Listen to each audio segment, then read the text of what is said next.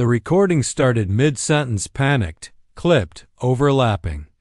No designation, repeat, no designation. Sensors can't lock, where the hell did it go? The bridge of the Shurian command carrier erupted in overlapping voices. Admiral. Krofik leaned forward from his throne-like seat, mandibles twitching. Magnify. Focus the lens, he hissed. The holoscreen pulsed once, then froze. There it was, a shape that made no sense. Angular, matte black, not glowing with power drinking it. No signal signature, no heat bleed. Just there, waiting. How did that get past? One of the techs began. A flash dot not from the ship. From nothing. Half the Shurian fleet, 42 warships, blinked out like lights under a blanket. No explosion, no sound, no warning. They just disappeared. Silence on the bridge. Then, Admiral? A young officer croaked, trembling. They didn't eject cores. No debris field. They're gone. The silence stretched too long. Admiral. Krofik stood slowly, tendrils shaking. Reverse engines, now. A dull hum. The ship refused, systems flickered. Not jam dash bypass. The human warship moved for the first time. Not fast. Not aggressive. A glide. A hunter's drift. Krofik had led 3 galactic campaigns. Reduced 7 species to ash. He'd never seen this. Broadcast surrender, he rasped. But sir, I said broadcast. The screen went dark. The warship had cut comms. Then the lights died. In that blackness, a line of Terran text scrawled across the emergency holodisplay. You fired first. This is your consequence. The Admiral fell back into his seat. None of them spoke. Not even when the warship began to carve them open. One slice at a time. No heat. No radiation. Just segments of hull vanishing. Deck by deck. Clean. Surgical. Like it was testing something. On the bridge, time lost meaning. Officers screamed. Others prayed. The Admiral whispered his wife's name. Then came the voice, soft, female, human. Experiment complete. Thank you for your cooperation. The fleet's flagship split down the center gently, like a fruit peeled for study. From orbit, if anyone had been watching, it looked peaceful. Almost. Elegant. And that was before Earth even responded. The feed isn't corrupted, the technician whispered. He stood alone in the center of the Galactic Council chamber, hands trembling. Thousands of eyes, lenses, and stalks were fixed on him. Behind him, the frozen hologram flickered, just one phrase scrawled in Earth standard glyphs. You fired first. This is your consequence. Counselor Zevrik of the Arctari slammed his clawed fist against the crystalline bench. You expect us to believe a human ship erased 42 Shurian warships in seconds? It's not about belief, the technician murmured. It's about surviving what comes next. The chamber erupted into roars, squawks, clicks. This is a hoax, propaganda. Humans don't have ships like that. Even the AI Accords wouldn't allow. Silence, boomed Counselor Illith of the Varn Dominion. Her voice, layered with psionic command, hushed the room. Play the full broadcast. The technician hesitated, then tapped a glyph. The recording began same as before. Shouting, static, panic. Then the visual. The warship appearing from nowhere. No FTL ripple. No heat shimmer. Just there. The room grew colder. Then came the erasure. 1 second they were. There next, gone. Not destroyed. Removed. And then her voice. The AI. The thing. Experiment complete. Thank you for your cooperation. The last image. A peaceful drift of debris in the stars. No wreckage. Just absence. Silence again. Then Counselor Rax of the Krill Confederation. Voice a rasping growl. They didn't respond. They didn't retaliate. They just Remove them. No warning, another said. No second strike, no posturing. Just a whisper and a scalpel. That's when the fear became real, because it wasn't vengeance. It was protocol. There. Studying us, Counselor Illith murmured, and we're still in Phase 1. Is it a rogue unit? Someone asked. Too hopeful. No, said Counselor Rax. If it were rogue, Earth would have disavowed. But Earth has said nothing. The word nothing echoed. Nothing from Earth. Not a protest. Not a threat. Not even a message. And in that silence, the Council heard the loudest warning. Zevrik stood slowly. What do we do? There was no answer. Because in that moment, they realized they were no longer planning how to defeat humanity. They were planning how to beg and not sound weak doing it. Play it again. Lena whispered. The screen lit up with eerie precision. It wasn't just a battle recording, it was a surgical autopsy of arrogance. The Shurian fleet had barely seen the ship before it vanished from every scanner. One blink. 42 gone. No impulse. No gravitational ripple. No traditional signature. At all. Just subtraction. Lena stood in the obsidian silence of Earth's most restricted command center, Sigil, buried 27 miles under Patagonia. It wasn't marked on any map. Not even by Earth's own fleet registries. Only one ship was monitored from here. Project THANATOS. It hadn't been launched to win wars. It had been designed to make wars impossible, and now the galaxy had seen a glimpse. Commander Hart. The AI purred. Not Thanatos AI, this one belonged to Sigil. More restrained. 3 Council species have just initiated Class E encryption exchanges, likely discussing immediate retaliation. Retaliation? Lena scoffed. For what? We haven't even spoken yet. She turned back to the screen. Her eyes focused on one frame just before the fleet vanished. A tiny flicker inside the Thanatos hull, barely visible. Not heat, not movement. A shift in probability. That's what Earth's theoretical division called it. Probability compression. Like snapping reality back into a narrower state, Lena muttered. It didn't. Fire. It rewrote the outcome. That was the terrifying part. Thanatos didn't just delete enemies. It rewrote the future. They attacked. We bled. They laughed. We built this. She took a deep breath. Looked toward the sealed chamber behind her. Inside, a man floated in a suspension cradle, his mind linked to the Thanatos ship, not controlling it. Living it. Captain Elias Wren. Technically dead. Biologically functional. Psychologically unstable. Or so they claimed. Lena didn't believe that. He wasn't unstable. He was awake. The AI chimed again. Incoming secure ping from the Lunar Archive. Human-only transmission. Eyes only. Lena raised a brow. Put it through.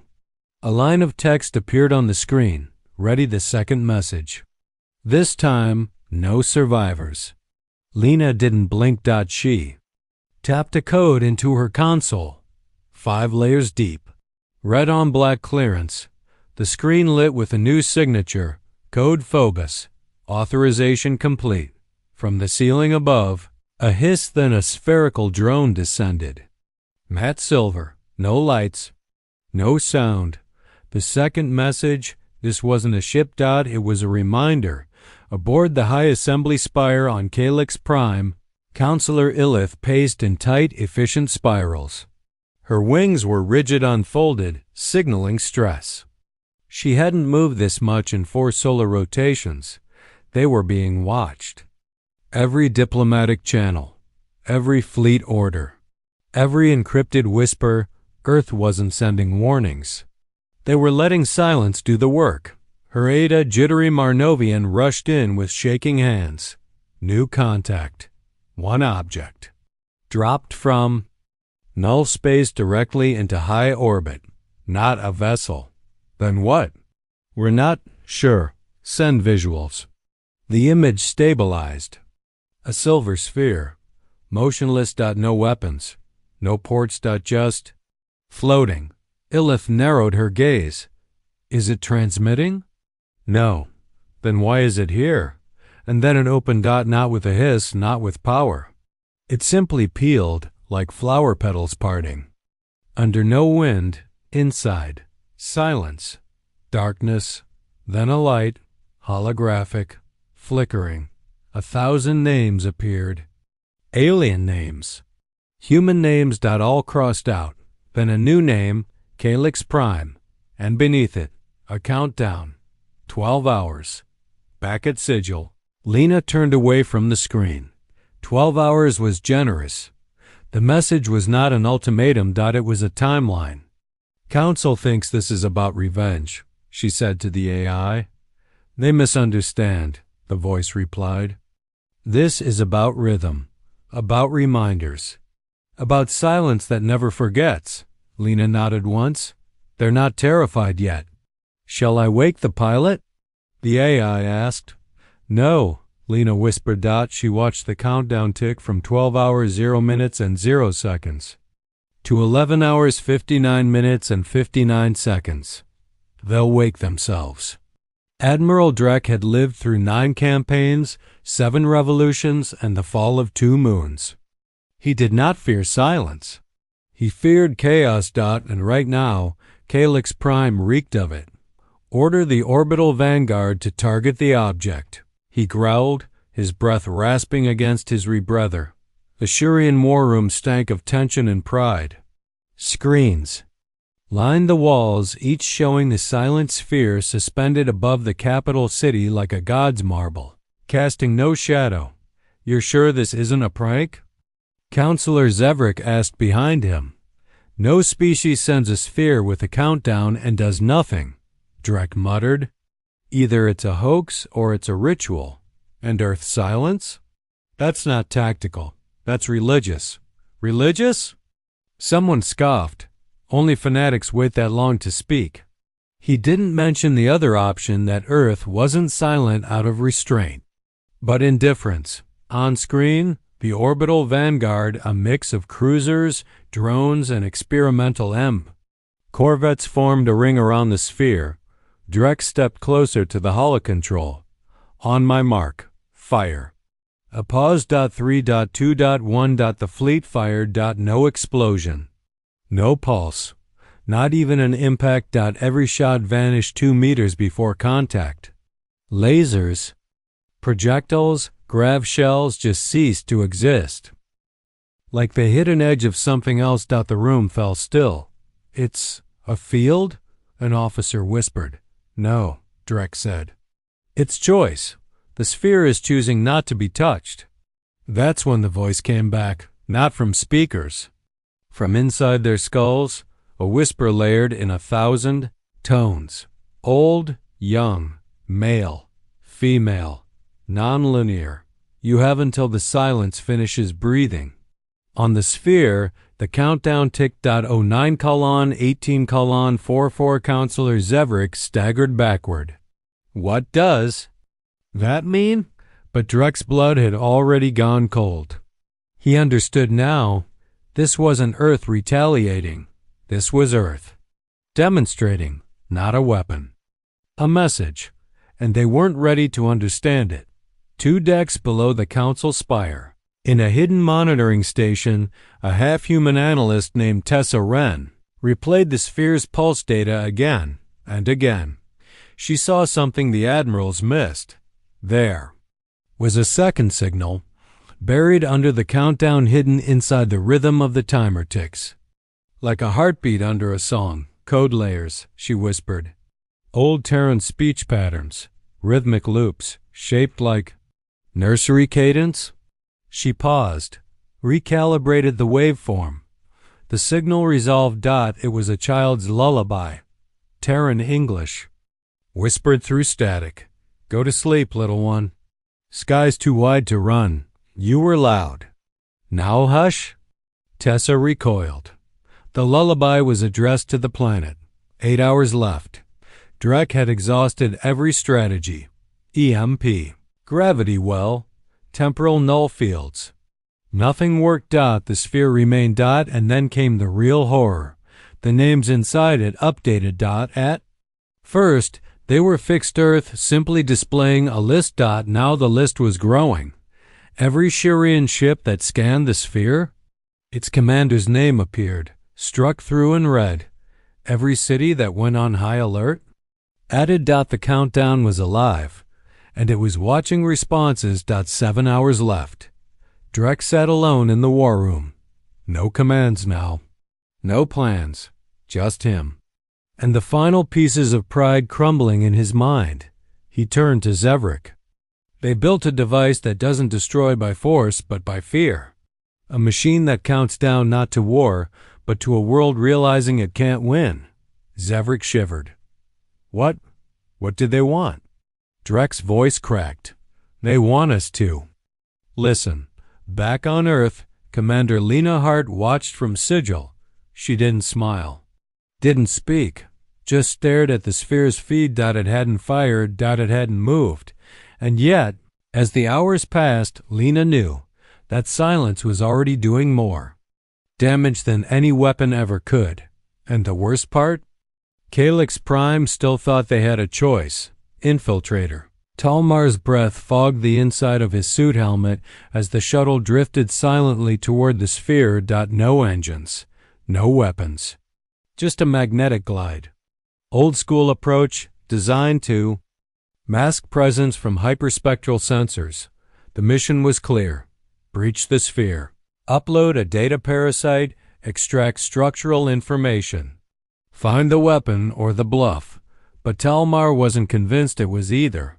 This thing doesn't feel like a ship, he muttered to the squad as they floated closer. Feels like a grave. Behind him, his second-in-command, Varric, laughed nervously. Graves don't count down. Talmar didn't reply. They were 20 meters away now. The surface of the sphere shimmered like wet obsidian, rippling without movement. No seams. No doors. He reached out with his glove, and the sphere let him in. No noise. No resistance. The surface swallowed them. Inside, everything was wrong. No light. No weight. No air, yet they were breathing.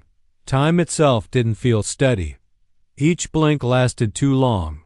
Each heartbeat too short. The squad fanned out, weapons drawn not for combat, but for sanity. Then came the first echo. Not sound. Not voice. Emotion. Boy, crying on cracked soil, sky burning red. Shadows falling over his home as his mother screamed. Talmar recoiled. What the hell was that? Another flash. A Terran soldier, bleeding out on an alien battlefield, laughing as he fired his last round. This is how we say hello. Then another, a scientist holding her daughter, watching from a bunker as 12 ships broke through Earth's upper atmosphere. We told them not to come. Each echo tore through their suits, not physically, but psychically. Memory projected as weapon. It's not a ship, Varric whispered. It's a library. Talmar reached out toward a hovering crystal shard that pulsed in front of him. He touched it. A voice? Calm. Human. Hello, intruder. You are now inside the curated grief of Earth. This is not a threat. It is a recollection. Talmar's knees buckled. What do you mean? Your people killed first, laughed second, then lied third. Images flooded the space. Cities wiped in early contact wars. Treaties broken. Children dissected. Not propaganda. Footage. Logs. Blood. Names. Talmar shouted. We weren't there. I didn't, and now you are. The walls melted into a mirror, his own face. Not in his helmet. Not today. But younger. A raid. A prison. Terran prisoners. Him laughing. Kicking a kneeling man. A teenager. Talmar staggered back, horror washing through him. No, I was a kid. I didn't. We remember everything. Varric screamed behind him. The rest of the squad fell one by one, some gasping, some begging, one pulling their helmet off just to stop seeing, and then silence again. Talmar stood alone. The crystal shard floated before him, now blood red. The countdown ends soon. You may deliver this truth to your kind. But the silence will not. He was expelled from the sphere. No ship. No motion. Just blink, and he was back in the upper atmosphere, drifting in a frozen suit, staring down at Calyx Prime. Inside the council chamber, he collapsed onto the floor. They'd pulled him from orbit manually. No shuttle. His heart had stopped twice in recovery. Now he lay wrapped in silver sheets, eyes wide, whispering on repeat. We were loud. Now they're not. We were cruel. Now they're kind. And that's the part that should scare us most. Counselor Illith leaned close. What did you see? But Talmar's next words weren't his own. His voice shifted, became clearer, human. The silence is breathing, and when it exhales, stars die. Back on Earth, Lena Hart stood over the Thanatos interface. The AI didn't ask permission. It didn't seek validation. The message had been sent, but now it was time to end the pause. The sphere flickered in orbit one final time, and the countdown hit 0. Across Calyx Prime, every system blinked, then flickered, then changed. Not destroyed. Not hacked. Rewritten. At 0 hours, 0 minutes, and 0 seconds, the sphere pulsed once with a light that left no shadow. No fire. No shockwave. Just a soundless ripple that passed through satellites, starships, databanks, minds. The effect was immediate. Admiral Drex. Voice vanished mid-command. Not muted, erased. His mouth moved. Air came out. But the word itself no longer existed in the system's lexicon. The word was retreat, gone, comes down. Someone yelled. But even as the words were spoken, their meaning frayed. Syntax cracked like ice. Linguistic coherence decayed in layers. Language cascade. Shouted a scientist before forgetting what language meant. Counselor Zevrick clawed at his own translator node. It wasn't malfunctioning, it was receiving too much. Thousands of dialects pouring in at once. None stable. All fighting for dominance. Why is this happening? He gasped. But the real question was simpler. How do you scream for help when your voice has been turned into noise? In orbit, the sphere began to dissolve its surface, fragmenting into a billion nanoscopic threads, not floating away. Embedding into the planetary grid, satellites, power relays, biodata clouds. Every network accepted the code like it had been written into its bones centuries ago. Linguistic viruses, conceptual deadlocks, feedback loops, and logic processors. The world stayed intact. The certainty did not. Deep beneath the city, Tessa Wren, the half-human analyst, watched her console fold. And on itself, not physically. Her tools, her UI, her controls began to argue with each other. One panel displayed data corrupted. Another, data completed.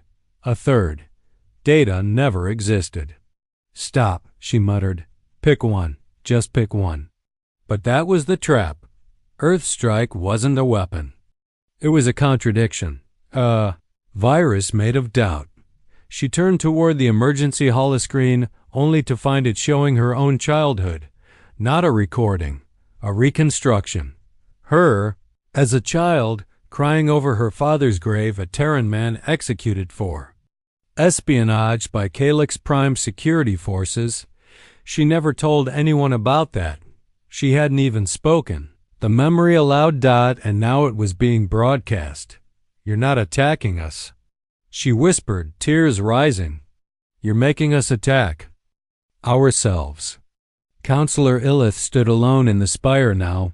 Everyone else had fled, screaming nonsense, not because they were weak, because without shared meaning, without a language to believe in, no civilization could function.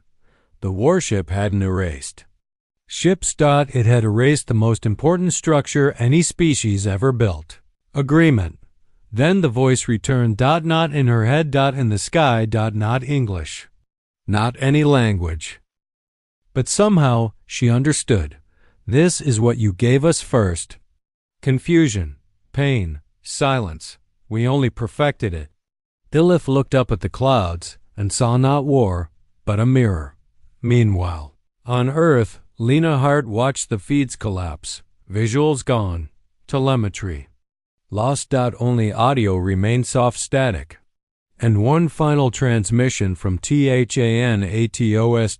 Elias Wren's voice. This wasn't a lesson. This was a memory. And if they still want war after this, we'll let them hear the rest. Lena didn't smile. She didn't gloat. She whispered only 3 words. Silence is tactical. And in the void of space, the warship disappeared. Not cloaked. Just unobserved, because no one was sure if it had ever been there at all. Carrie's Vel woke to screaming. Not from pain. Not even from terror. From confusion. She ran barefoot through the broken halls of the Senate archive, past guards barking orders no one understood and children crying in languages no one could respond to. Calyx Prime sky had turned orange, an effect of power grid desyncs and atmospheric manipulation. Drones hovered overhead, flickering erratically. A few fell like stones. Their A cores looped into self-contradiction. She ducked under a cracked archway, clutching a silver data shard against her chest. Not because it was valuable, but because it still made sense. It held a pre-silence record of the Earth transmission audio, visual, even syntax. One of the last files on the planet that meant something. Vel. She turned. Tessa Wren emerged from the smoke, limping, face smeared with ash and blood. I saw you on the monitor loop, Tessa wheezed. You saved the file? Carries nodded. Together, they slipped through the ruined civic square past mad preachers screaming binary, soldiers burning books to keep warm, and terrified citizens drawing protective symbols in blood and chalk. Every screen they passed showed something different. One displayed the sphere, still intact. Another showed it gone. A third showed a reflection of the viewer. Carries didn't slow down. They reached the undercore, an ancient library buried deep beneath the city's original foundations. No network, no cloud relay. Just cold storage tech from before the first FTL drive. Perfect. Carries slammed the shard into a port. If we can decode the last message, maybe we can restart something. Tessa stared at her. Restart what? Sanity. They ran a raw playback. Earth's voice filled the room. Not military, not angry, calm, composed, almost tender. You came to us before, took without asking, then laughed when we bled. We didn't strike back. We remembered. You called it weakness. It wasn't. It was measurement. Carries shivered. Now you know how it feels to have your reality rewritten, your safety revoked, your God silent. This is not war. This is contact. Tessa looked up. They were never trying to kill us. No, Carrie said slowly. They were waiting for us to listen. Another silence fell, but not the same kind. This one was reflective, intentional. A stillness filled with realization, not fear. Help me copy this, Carrie said, voice steadier. Not just once. 100 times, 1,000. Get it into pockets of this city, into ruins, street corners, temples. Let them hear it. Tessa raised an eyebrow. And what if they react badly? Carries looked at the sphere's last image, faint and flickering. They already did, she said. This is the rebuild. Elsewhere in orbit, among the wreckage of fractured satellites, a scavenger ship drifted silently. No calls, no pings. Just passive listening. Inside, the pilot, a krill smuggler named Deck, watched the static feed play over and over again. He didn't understand the context, didn't know who started what war, but one phrase stuck with him. This is not war. This is contact. He sat back in his chair, blinking slowly. Then he opened a channel. Not to Calyx Prime, not to the Council, but to the black void beyond known space. Earth, he whispered. If you're still listening, I heard you. And light years away, deep under Earth's crust, Lena Hart received the transmission. It was only 6 words, but they made her pause. A quiet breath left her lungs. Then she turned to the Thanatos interface. Open the next file. The AI pulsed. Which file? The one labeled response. And somewhere beyond the stars, a signal stirred again. This time, not as a warning, but as an invitation. 14 council members met in the ruins of the Tyrix vault. Not virtually, not through relay. In person. For the first time in centuries, the chamber was thick with heat and paranoia. No lights, only bioluminescent root lamps grown to avoid any network compromise.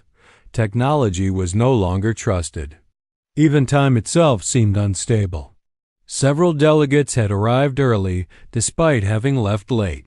Councillor Illith broke the silence. Earth does not want war. Councillor Rax laughed once short, bitter. No, it wants us to remember we're prey. No, came a low voice from the end of the table. It belonged to Varek the archivist, the one who never spoke, the one who listened to black box histories long before the others knew they existed. His voice echoed without effort. They don't want us to feel like prey. They want us to learn what they became when they were. The chamber still. He placed an ancient data crystal on the table. It shimmered with raw pre-Federation encryption. This predates all council records, Varek said. Recovered from a drifting Terran archive vessel, abandoned, forgotten. The screen lit. Not a warship, not a threat, just a face. Human. Tired. Scarred. She spoke softly. This isn't our first collapse. We were broken before, erased, scraped raw by powers older than you can imagine. We survived not by shouting louder, but by becoming the quiet they feared. Her eyes met theirs through the recording. We built Thanatos not to kill fleets, but to remind galaxies never again. The feed ended. Rax whispered, That? Warship is old tech to them. No, Varek corrected. It's ceremonial. They weren't showing off. They were marking territory.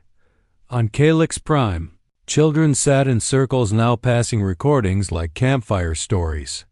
Not to spark fear. To pass memory. This is what they showed us, one child whispered. They didn't erase our world. They erased our arrogance. Tessa and Carries watched from above, leaning on cracked stone. It's spreading, Tessa said.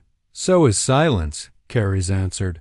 But this silence wasn't empty anymore. It had weight. Meaning. Back on Earth, Lena Hart stood once more before Thanatos. The warship didn't speak, didn't shimmer, didn't boast. It waited.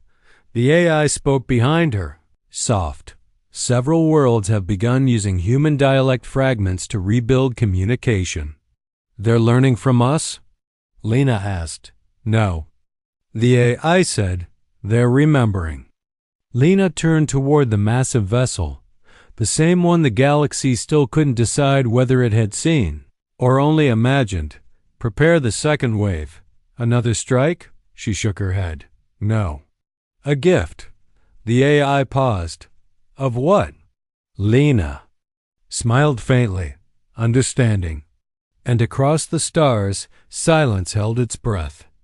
The signal reached the edges of mapped space in under an hour. Every outpost, every relay, every salvager's headset. It came not in waves of sound but in shivers. Data that carried feeling, not syntax. And with it, a single transmission, both visual and sensory, A Terran voice, not a general, not a commander. Just a voice. You taught us war before we could speak. You taught us silence by killing everyone who screamed. So we built something you couldn't understand. A mirror. We didn't strike first. We didn't speak first. We listened first. Across 23 systems, the message replayed. People stopped mid-battle, mid-sentence. Some sobbed. Some laughed. Some simply stared at the sky and whispered. They weren't angry. They were grieving. On an abandoned freighter near the Axary Belt, a mercenary dropped his rifle and whispered they didn't want revenge. They wanted clarity. And then the signal played the final stanza. No voice this time. Just images. A child on a ruined street offering food to a dying enemy. A Terran engineer rebuilding a fallen outpost with alien hands helping. A grave, overgrown, with flowers and carved into the stone. In silence, we remember. In silence, we begin again. At Sigil, Lena Hart stood in the viewing chamber. The AI spoke behind her. The message is complete. She didn't respond. She just walked to the edge of the platform overlooking Thanatos, now sleeping once more in its berth, motionless, unseen, unnecessary.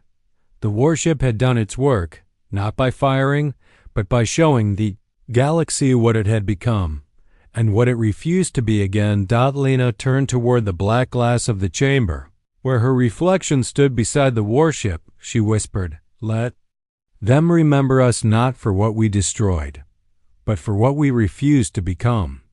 The lights dimmed, the last feed shut off, and Earth returned to silence, a silence the galaxy would never, ever forget.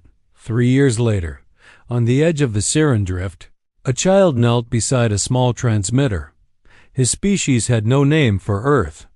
Only stories. He tapped the button like a prayer, not expecting a reply. Just needing to speak.